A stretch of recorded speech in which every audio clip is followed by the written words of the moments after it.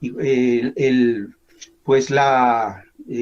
respuesta siempre fue negativa. En este año, en dos oportunidades, hemos solicitado el estado financiero de la empresa, porque muchas veces a nosotros se nos dijo que la empresa era boyante, que la empresa tenía recursos económicos suficientes para poder tener utilidades y hacer redistribuciones. Nosotros encontramos que fuimos engañados, por lo general, por casi todos los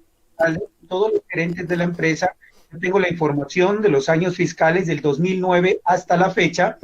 donde en el año 2009, si bien hubo un resultado financiero de 2.700 millones, no se decretaron utilidades, porque esta cifra de los 2.700 millones de resultados en el ejercicio financiero no correspondían a unas utilidades netas, sino más bien era a unos inventarios, a unas cuentas por cobrar, pero no era un remanente de caja. Por eso no se decretaron utilidades. Igualmente no se decretaron utilidades en el 2011, en el 2012, en el 2013, en el 2014. En el 2015, inclusive, hubo una pérdida de la empresa por 11.666 millones de pesos. Y eso lo tenemos aquí el certificado por la gerencia y por la revisoría fiscal de la empresa. El único año donde hubieron utilidades decretadas, o 2 años donde hubieron utilidades decretadas, fueron en el año 2010 y en el año 2017. Del resto, hasta el 2018, no se han decretado utilidades, y si bien se han hablado de resultados operacionales, estos no corresponden a unos recursos que la empresa tenga en caja, sino más bien eran resultados favorables, porque había recursos de crédito, porque habían recursos en activos, porque habían cuentas por cobrar, porque habían balances, es decir, por miles de cosas, pero no habían utilidades, y siempre fuimos engañados por anteriores gerentes que nos decían que la empresa era boyante. El año pasado se habla, por ejemplo, de resultados operacionales de 11.000 millones de pesos. Hasta el momento no tenemos información de si hay utilidades o no hay utilidades. Pero la pregunta que nosotros nos hacemos es la siguiente. Si el año pasado, por ejemplo, hubo un resultado operacional de 11.000 millones de pesos, no conocemos si hay utilidades o no, pero sí hubo un resultado favorable de 11.035 millones de pesos, ¿por qué el año pasado, en el mes de marzo, se aprobó un crédito del Banco de Bogotá por 15.000 millones de pesos, recursos que fueron desembolsados finalizando el año pasado, y que en estos momentos se encuentran en ejecución? Uno no entiende entonces por qué, si la empresa se decía que tenía utilidades, si la empresa se decía que tenía resultados favorables operacionales, entonces ¿por qué se pedía plata prestada como la que hoy se ha pedido al Banco de Bogotá y que ya están siendo ejecutados por la actual administración por 15.000 millones de pesos? Y no solamente estos 15.000 millones de pesos, sino que todavía se está debiendo 27.8 millones de dólares que se le pidió al BID en el año 2009, donde hubo un tiempo de gracia de 5 años y apenas estamos pagando los primeros 10 años, un crédito que es a 24 años, y faltan todavía 14 años por pagar. Una deuda que hoy se paga en pesos, se venía pagando en dólares, pero de todas maneras semestralmente la empresa tiene que estar desembolsando unos recursos importantísimos al BID por el pago de este crédito. Hasta el momento se han pagado entre capital e intereses cerca de 32.000 millones de pesos, todavía deudándose más de 40.000 millones de pesos que deben pagarse en los próximos 14 años. Pensamos que es mucho más, de acuerdo a la amortización del dólar. Y no solamente eso, sino que en el informe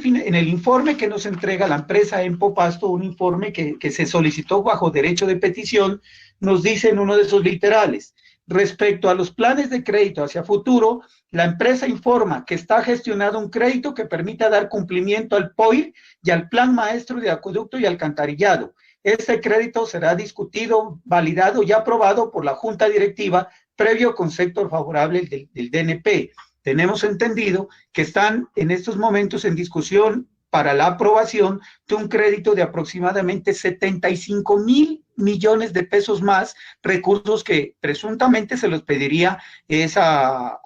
la banca o a las entidades crediticias europeas, especialmente una francesa, que el año pasado también supuestamente le había hecho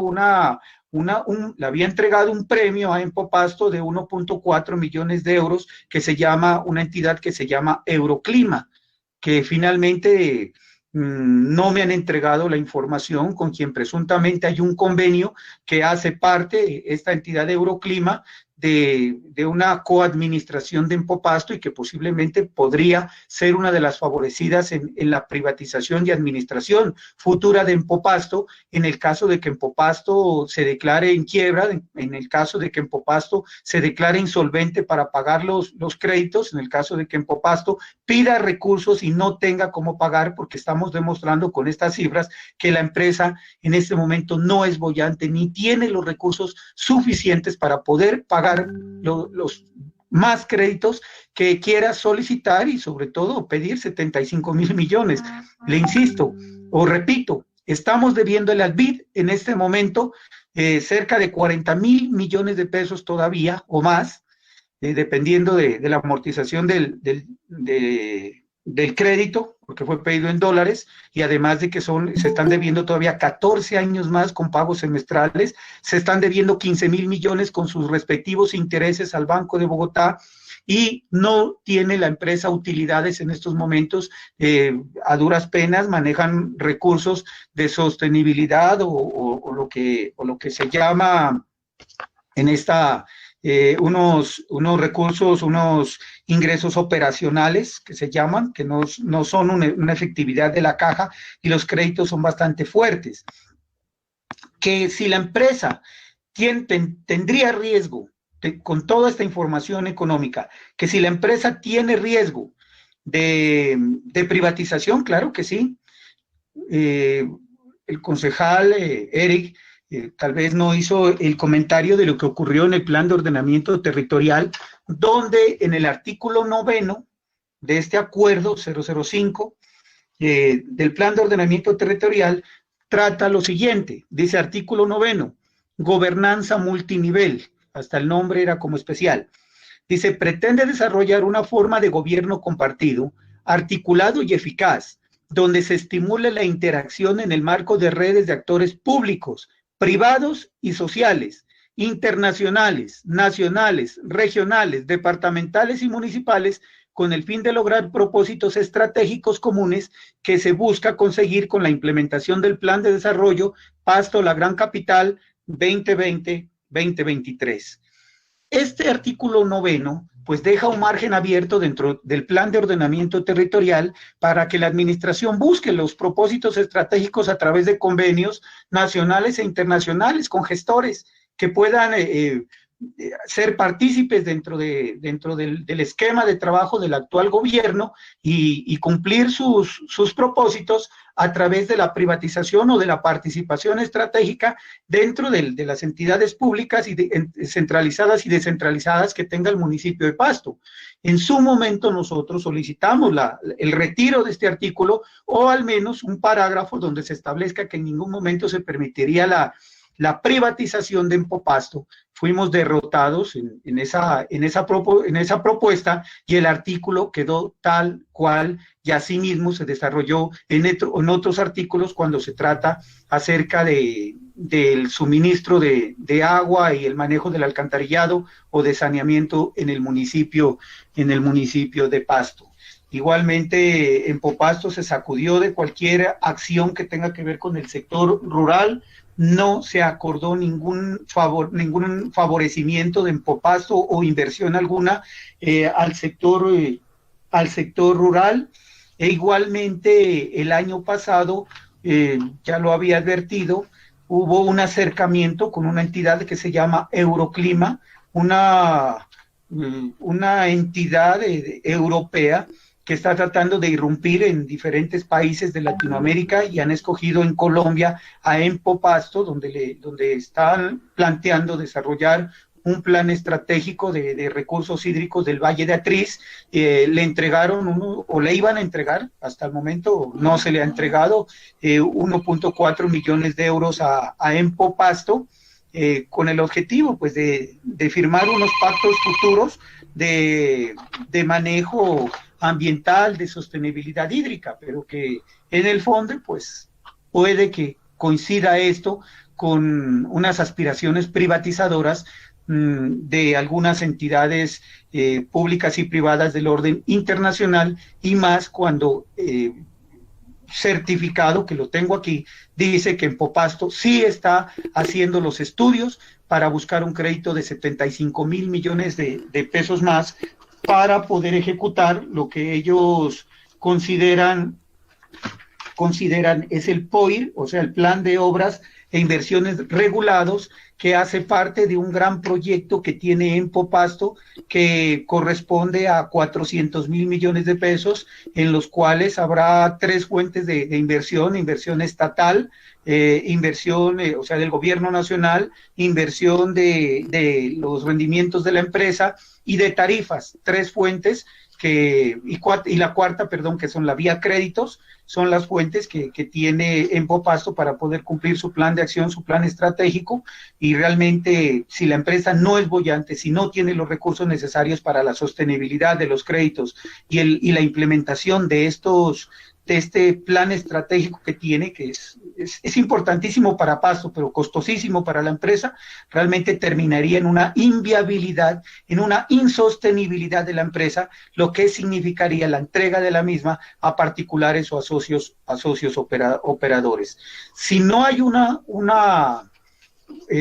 real conciencia de quienes están dentro del manejo de la empresa, y si no hay un serio análisis por parte del alcalde y una información de manos abiertas hacia la comunidad, pues realmente todo lo que estamos trabajando nosotros es con una suposición de que sí existe vocación por parte de los administradores de la empresa y del gobierno municipal, de que en un momento determinado exista una escasez de recursos circulantes dentro de la empresa, de efectivo, de recursos de caja dentro de la empresa, que vaya a significar un traspiés y una entrega de la misma a socios particulares. Esa es la situación de la empresa. Aquí yo pienso que no es solamente el discurso de que la empresa representa un bien, un patrimonio de nuestro municipio, un bien o patrimonio del país y del mundo y de todos los pastusos, sino que realmente tenemos que empezar a hacer un análisis más profundo de cómo es el manejo financiero interno, porque realmente ha sido muy difícil conseguir la información, porque yo pedí por derecho de petición una información y me entregaron como 50 hojas y todas era justificando por qué no me daban la información, hasta que finalmente, ya con la amenaza de la tutela y de las acciones legales, me entregaron parcialmente información. Pero tenemos que buscar, tenemos que meternos a defender la empresa y hacer una de las formas más importantes para evitar la privatización y para presionar al gobierno municipal que ni siquiera intente hacer avances en procesos privatizadores, es que la comunidad pública conozca estas informaciones y conozca a veces las intenciones que tienen algunos gobernantes, y que de una vez hay que irles diciendo que la comunidad de Pasto no va a permitir que ellos cumplan sus acometidos.